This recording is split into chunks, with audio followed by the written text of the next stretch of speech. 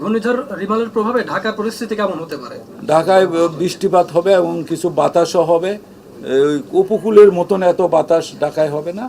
আগামীকাল সারাদিনই ধরতে পারেন যে বৃষ্টি থেমে থেমে এবং কখনো ভারী বৃষ্টি হবে, কখনো মাঝারি ধরনের বৃষ্টি হবে।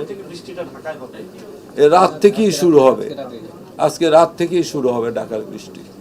আর এই সাইক্লোনটা কি নরমাল সাইক্লোন হিসেবেই থাকবে নাকি সিভিয়ার সাইক্লোনের রূপ নিতে পারে বলে আমরা তো বলে দিয়েছি। আমরা তো এই যে পড়লাম প্রবল ঘূর্ণিঝড়, প্রবল ঘূর্ণিঝড়ের ইংরেজিতে হলো সিভিয়ার। থেকে কি উপরে সুপার সাইক্লোন যেটাকে না, বলে ওই সুপার সাইক্লোন আরো পরে। সুপারের আগে হলো ভেরি সিভিয়ার সাইক্লোন, এরপরে সুপার সাইক্লোন। আমরা সিভিয়ার সাইক্লোন হিসাবেই অতিক্রম করবে বলে এখানে এই বুলেটিনে উল্লেখ করেছি।